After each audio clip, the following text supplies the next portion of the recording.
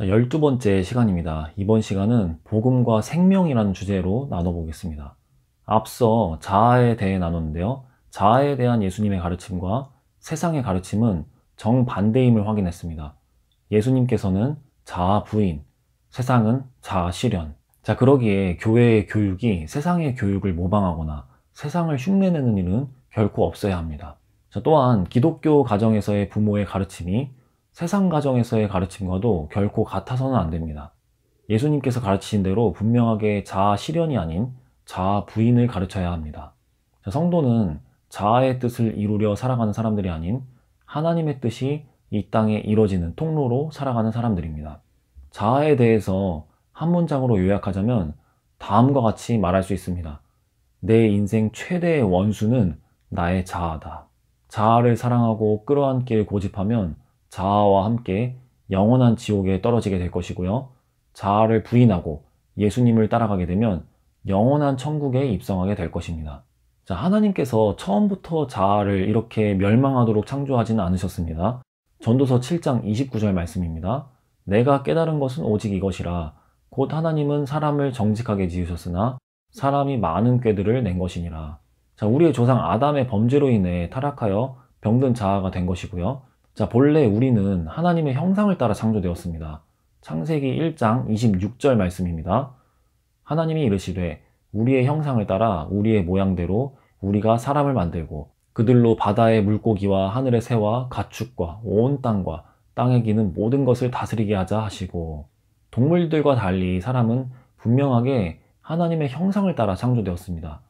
동물이 사람으로 진화했다고 주장하는 것은 하나님의 형상에 대한 모독이며 하나님께 대한 분명한 모독입니다. 진화론을 믿고 주장하는 자들은 반드시 합당한 심판을 받을 것입니다. 자, 사람은 존재적으로 하나님과 교제가 가능하고 하나님의 인격과 성품을 담도록 창조되었습니다. 가장 높으신 하나님과 교제하는 데 있어서 조금의 어려움도 느낄 수 없을 정도로 완전한 영적 상태였고, 또한 사람에게 모든 생명체들을 다스릴 수 있는 직임과 권위를 주셨습니다. 여러분, 그리고 무언가의 이름을 짓는 일은 굉장히 어려우면서도 중요한 일이라는 것을 아시죠? 그래서 돈을 주고 이름을 짓는 장명소도 존재하잖아요. 하나님께서는 친히 창조하신 동물들을 아담에게로 이끄셔서 그 이름들을 짓게 하셨습니다. 창세기 2장 19절입니다. 여호와 하나님이 흙으로 각종 들짐승과 공중의 각종 새를 지으시고 아담이 무엇이라고 부르나 보시려고 그것들을 그에게로 이끌어 가시니 아담이 각 생물을 부르는 것이 곧 그 이름이 되었더라. 아담은 막힘없이 각 생물들의 이름을 지어줄 수 있을 만큼 지혜로웠고, 하나님께서는 다른 이름을 제한하시지 않을 정도로 아담을 신뢰하고 인정해 주었습니다. 하나님께로부터 완전한 사랑과 인정과 신뢰를 받는 아담의 정서는 완전하게 안정적인 상태였습니다. 우리가 처음 만나는 사람을 보면 먼저는 경계심이 생기는 것이 정상적인 반응일 텐데요. 자, 아담은 생전 처음 보는 하와를 보고서 조금의 경계심도 느끼지 않고 이렇게 말합니다. 창세기 2장 22절에서 23절 말씀입니다. 여호와 하나님이 아담에게서 취하신 그 갈빗대로 여자를 만드시고 그를 아담에게로 이끌어 오시니 아담이 이르되 이는 내 뼈 중에 뼈요 살 중에 살이라. 이것을 남자에게서 취하였은즉 여자라 부르리라 하니라. 자, 지금은 처음 만나는 여성을 보고 이는 내 뼈 중에 뼈요 살 중에 살이라 이렇게 말하는 남성을 보면 정신 이상자로 여길 것입니다. 자, 그러나 이때의 아담의 정신과 정서는 100% 완전하고 안정적인 상태였습니다. 자, 그만큼 전능자의 보호하심과 사랑 안에서 완전한 상태였죠. 자, 그리고 아담과 하와는 옷을 입고 있지 않았지만 하나님 앞에서도 그리고 서로에게도 부끄러워하지 않을 정도로 존재에서 나오는 당당함과 정서적인 안정감이 충만한 상태였습니다. 창세기 2장 25절 말씀입니다. 아담과 그의 아내 두 사람이 벌거벗었으나 부끄러워하지 아니하니라. 자, 이처럼 하나님께서는 사람을 존재적, 직임적, 권위적, 영적, 정서적으로 완전하게 창조하셨습니다. 하나님의 지혜도 아주 충만했고요. 즉, 창조 때는 사람의 생명이 가장 생명답고 사람이 가장 사람다울 때였습니다. 그런데 이후에 인류 역사상 가장 안타까운 사건이 발생하게 됩니다. 하나님께서는 동산 중앙에 선악과를 두시고 다른 건 다 허용하지만 이것만큼은 먹어서는 안 되며 먹는 날엔 반드시 죽는다고 분명하게 경고하셨습니다. 창세기 2장 17절 말씀입니다. 선악을 알게 하는 나무의 열매는 먹지 말라. 내가 먹는 날에는 반드시 죽으리라 하시니라. 자, 그럼에도 아담과 하와는 뱀에게 속아 선악과를 먹고 하나님의 경고하심대로 죽게 되었습니다. 자, 그런데 정말로 선악과를 먹자마자 그 자리에서 마치 독이 든 사과를 먹은 것처럼 죽어버렸을까요? 자, 그렇지 않았습니다. 만약 그렇게 됐다면 지금의 저와 여러분은 존재하지 않았을 것입니다. 조상이 없으니 말입니다. 자, 그럼 하나님께서 거짓말 하신 걸까요? 자, 아닙니다. 하나님께서 의미하신 죽음은 우리가 아는 심장이 멈추고 숨이 멎는 그런 죽음이 아니었습니다. 본질적인 의미의 죽음이었습니다. 자, 그것은 바로 가장 높으시고 완전하시고 유일한 선이시며 사람의 생명의 근원이 되시는 하나님께로부터 분리되고 쫓겨나는 것이었습니다. 창세기 3장 6절에서 8절, 24절 말씀입니다. 여자가 그 나무를 본즉 먹음직도 하고 보암직도 하고 지혜롭게 할 만큼 탐스럽기도 한 나무인지라. 여자가 그 열매를 따먹고 자기와 함께 있는 남편에게도 주매 그도 먹은지라. 이에 그들의 눈이 밝아져 자기들이 벗은 줄을 알고 무화과 나무 잎을 엮어 치마로 삼았더라. 그들이 그날 바람이 불 때 동산에 거니시는 여호와 하나님의 소리를 듣고 아담과 그의 아내가 여호와 하나님의 낯을 피하여 동산 나무 사이에 숨은지라. 이같이 하나님이 그 사람을 쫓아내시고 에덴 동산 동쪽에 그룹들과 두루 도는 불칼을 두어 생명나무의 길을 지키게 하시니라. 아무것도 걸치지 않아도 존재적으로 당당했던 이들은 부끄러움을 느껴 무언가를 걸쳐야만 했고요. 하나님의 낯을 피해 숨는 두려움의 정서를 갖고 하나님께로부터 쫓겨나게 되었습니다. 더 이상 사람은 사람다울 수가 없었고 생명이 생명다울 수도 없게 된 것입니다. 자, 이렇게 비참하게 타락하여 죽게 된 유일한 원인이 바로 죄입니다. 하나님께서 금하신 일을 한 것이 죄였죠. 하나님의 권위를 무시하고 탐낸 교만함의 대가였습니다. 사람이 죽은 상태라는 증거는 주변에서도 어렵지 않게 찾아볼 수 있습니다. 하나님과 분리된 사람들을 발견하면 됩니다. 하나님과 분리되고 멀어진 채 살아가는 사람들을 발견하는 일이 희귀한 일입니까?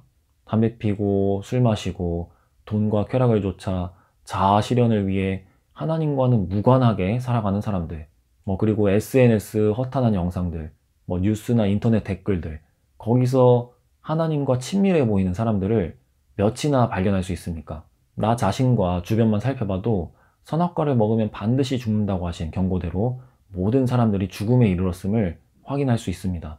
처음 하나님께서 주신 생명답게, 하나님의 형상답게 살고 있지 못합니다. 자, 아담과 하와가 범죄했는데 왜 그 후손이 대가를 치르는 걸까요? 자, 여러분, 아담만 범죄했고 우리는 죄가 없나요? 자, 성경은 모든 사람들이 죄를 범했다고 말씀하십니다. 로마서 3장 23절 말씀입니다. 모든 사람이 죄를 범하였음에 하나님의 영광에 이르지 못하더니. 모든 사람은 하나님과 분리되어 근본적으로 어머니의 뱃속에서부터 존재적인 죄인입니다. 시편 51편 5절 말씀입니다. 내가 죄악 중에서 출생하였으며 어머니가 죄 중에서 나를 잉태하였나이다. 즉 역설적이게도 육체의 생명을 가지고 이 땅에 울면서 태어나지만 실상은 죽은 채로 태어나는 것입니다. 어쩌면 진정한 생명을 잃어버렸기에 그 슬픔으로 인해 본능적으로 울면서 태어나는 걸까요? 자, 앞선 강의에서 언급했던 말씀, 마태복음 8장 22절 말씀을 다시 한번 읽어보겠습니다. 예수께서 이르시되 죽은 자들이 그들의 죽은 자들을 장사하게 하고 너는 나를 따르라 하시니라. 죽은 자들이 죽은 자들을 장사하게 하라. 예수님의 눈으로 보시기엔 살아서 움직이는 사람들도 하나님과 멀어져 살아간다면 죽은 자들인 것입니다. 자, 성도들은 예수님의 눈으로 세상을 볼 필요가 있습니다. 살아있는 것 같으나 실상은 죽어있는 모습.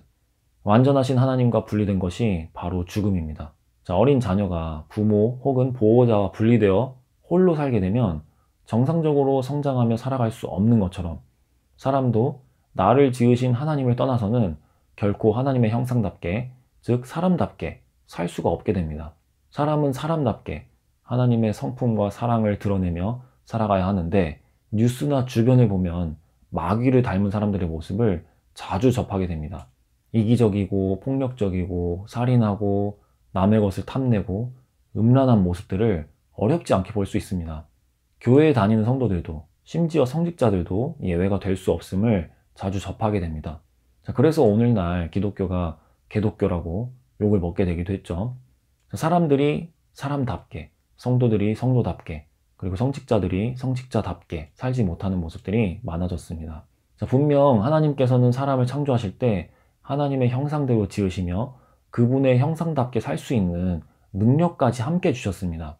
개에게는 개의 형상과 함께 개답게 살 수 있는 능력을 주셨고요.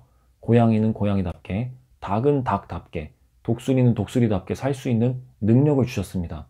개가 형상은 분명 개인데 닭처럼 굴고 닭처럼 살면 그걸 정말 개라고 볼 수 있을까요?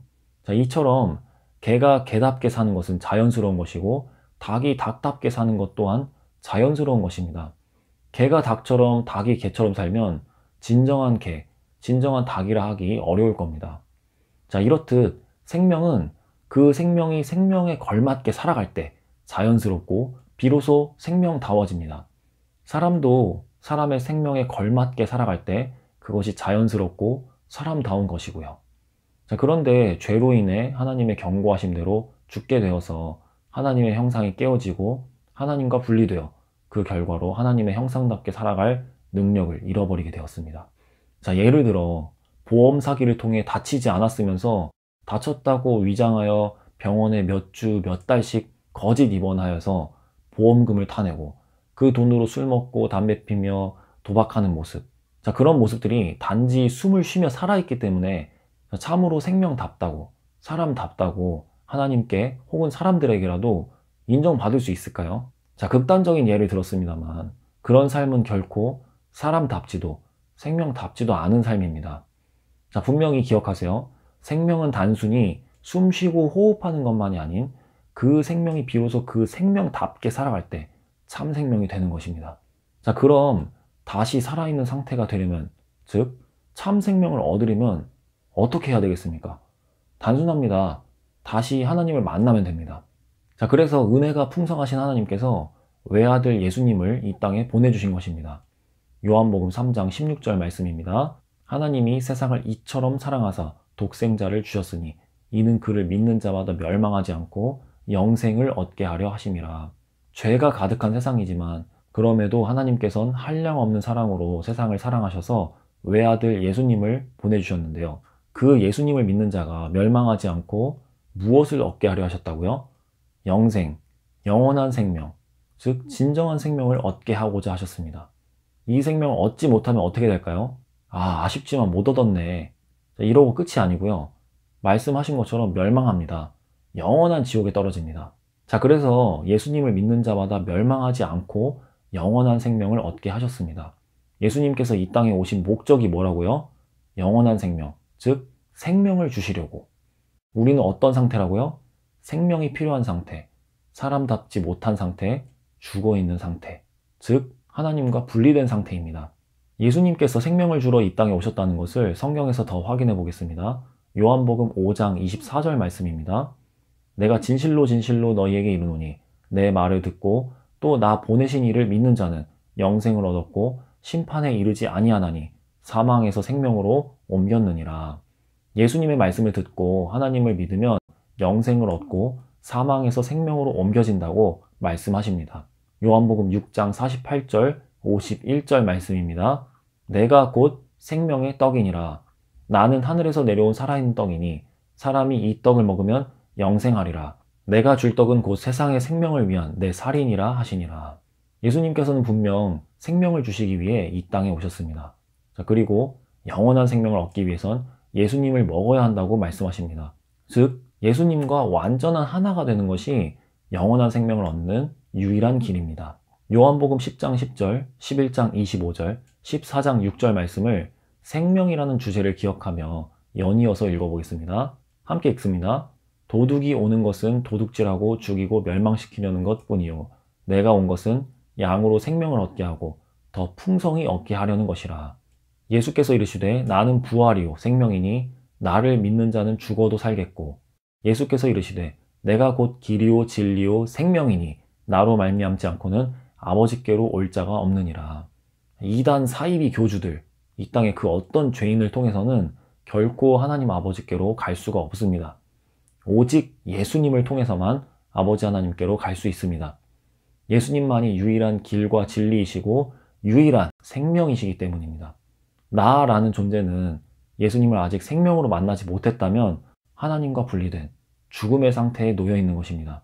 그렇다면 죽음과 같은 나의 병든 자아의 옛 생명을 계속 사랑해야겠습니까? 아니면 부인하고 미워해야 하겠습니까?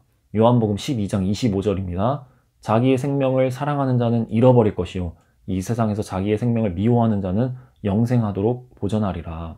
여기서 자기의 생명은 병든 옛 자아의 옛 생명을 의미합니다. 예수님께서 보시기엔 죽음과 같은 옛 생명 말입니다. 병든 자아의 생명, 즉 옛 생명을 사랑하면 영원한 생명을 얻을 수 없으며 예수님의 말씀을 따라 옛 생명을, 즉 병든 자아를 부인하고 미워하면 진정한 생명, 영원한 생명을 얻게 될 것입니다. 요한복음의 기록 목적이 나와 있는 요한복음 20장 31절 말씀입니다. 오직 이것을 기록함은 너희로 예수께서 하나님의 아들 그리스도이심을 믿게 하려 함이요 또 너희로 믿고 그 이름을 힘입어 생명을 얻게 하려 함이니라. 예수님께서 왜 이 땅에 오셨다고요? 우리가 생명을 얻도록. 자, 그럼 예수님을 못 만난 모든 사람들은 어떤 상태죠? 생명이 필요한 상태, 죽음의 상태입니다. 죽음의 본질은 무엇이라고요? 사람답게, 생명답게 살지 못하는 상태, 하나님과 분리된 상태입니다. 기억하세요. 죽음은 하나님과의 분리, 생명은 하나님과의 하나됨. 에베소서 2장 1절 말씀과 요한복음 17장 3절 말씀을 함께 읽고 이번 강의를 마무리하겠습니다. 함께 읽겠습니다. 그는 허물과 죄로 죽었던 너희를 살리셨도다. 영생은 곧 유일하신 참 하나님과 그가 보내신 자 예수 그리스도를 아는 것이니이다. 아멘.